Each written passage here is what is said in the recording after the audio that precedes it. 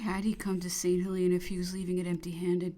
The real nature of his character, it would the more easily be found that he held over the emperor the continual threat to leave, and that thereby he succeeded in augmenting his share at the Bertrand's expense, whose constancy was free from all intrigue, and it was he himself who gave proof of it on April 7th, 1821, according to Masson. The emperor asked for the reason, the return of a former will, which he had entrusted to the Grand Marshal and had burned it. But a memorandum existed in which Napoleon had of the 6 millions, which he believed to be his, bequeathed 750,000 francs to the Bertrands and 600,000 francs to the Massons. By his official will, he left Masson 2 millions, in addition to the money entrusted to Lafitte by the codicil of April 16th, 50,000 francs over and above the ready money he possessed by the codicil of April 24th, Italy. 100,000 francs by another codicil of the same date, Marie Louise, 100,000 francs, a total of 2,250,000 francs, and Bertrand would have no more than 500,000 francs under the will, 50,000 francs ready cash, in addition to 100,000 francs under the Italian codicil and 200,000 under the Marie Louise codicil. A total of 950,000 francs. These two codicils of April 24th were exceedingly rash, and the emperor knew it well enough, but he was giving 2,050,000 francs as opposed to 550,000 francs. No proof could be more clear. Over and above the other benefits Masson would have derived, there were 1,500,000 francs and a superiority over Bertrand, who, by virtue of his class, age, rank, and titles, should have been assured of the first place and of the seniority based upon the conditions of his service, and by trusts needing implicit confidence to such a degree that, although designated by the same title as Masson for the fulfillment of the will, Bertrand, like Marchand, believed they must have been omitted from it, a fact which led to deplorable consequences and enabled the Grand Marshal once more to evidence his disinterestedness and generosity. It can be said that the more ill the emperor appeared, the more he clung to the hope that Masson would not forsake him, and that if Bertrand went, someone at least other than a domestic servant would carry out his dying wishes. The landing of the surgeon and the priests of whom Cardinal Fesch had sent him without any credentials or definite mission deeply distressed him. He felt himself all the more deserted.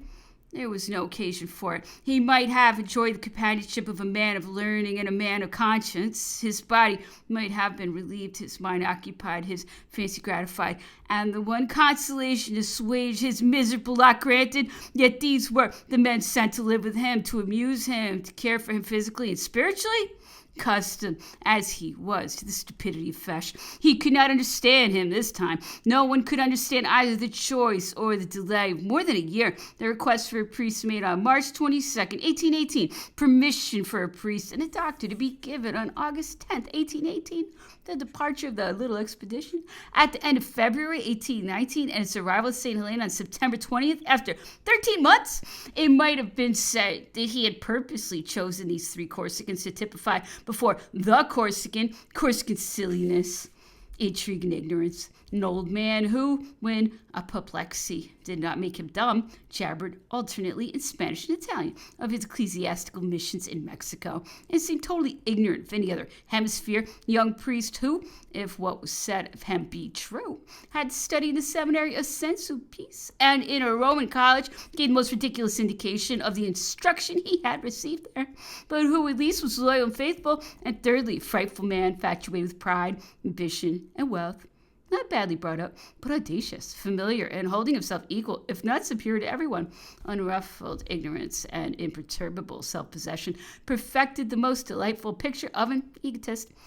Since his arrival at St. Helena, this man seemed to have been convinced by Lowe that the emperor was not ill, and that his illness was political, and each time the emperor said he was in pain, he adopted a knowing attitude and smiled understandingly, but he took care not to contradict him and knew what manner of speaking to adopt.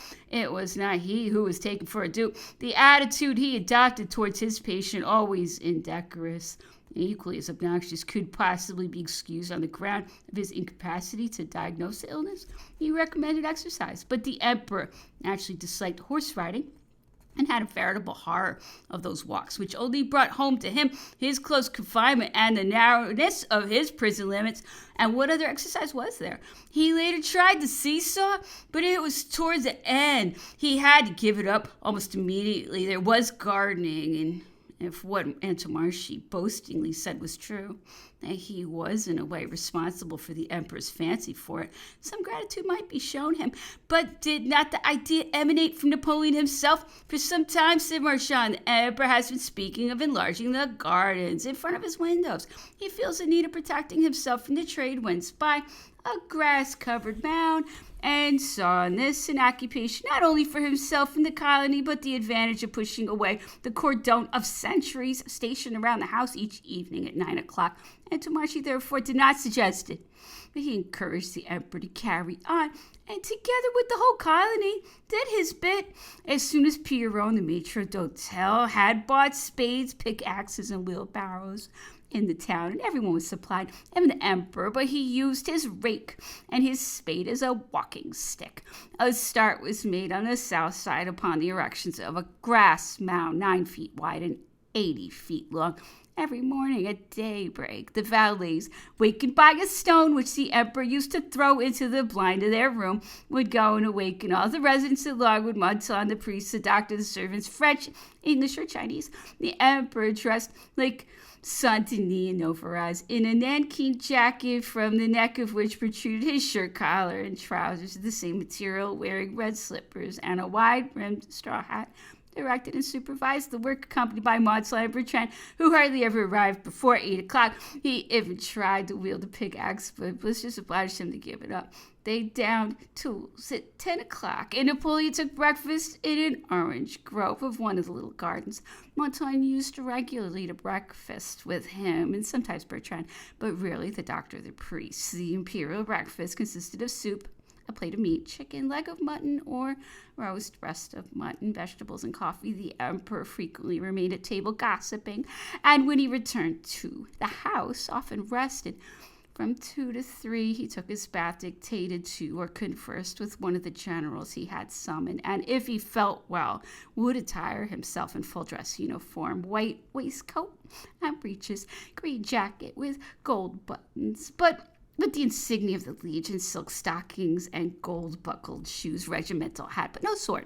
At 4 o'clock, he went out again to inspect what the Chinese had done, and occupied himself by watering with a little wheeled pump. He thus spent the hour preceding dinner, after which he had a short drive with Masson and occasionally with Bertrand. As to Madame Bertrand, he used often to pay her a visit until July 1820. But after that date, he saw her no more. This gardening had had such a good effect upon the emperor's health that when the program was finished at the end of December 1819, similar and even more attractive occupations were suggested. In order to produce the shade requested by the emperor around the house, old trees were dug up and transplanted with clods of earth, in all requiring the strength of 20 men, especially oaks, trees which grow but slowly in St. Helena, but extend their branches like apple trees in France. Several flourished, especially one which was called the Emperor's Oak, and under which he often took breakfast. Fruit trees, especially peaches, were transplanted, grew rapidly, and even in the first year bore fruit.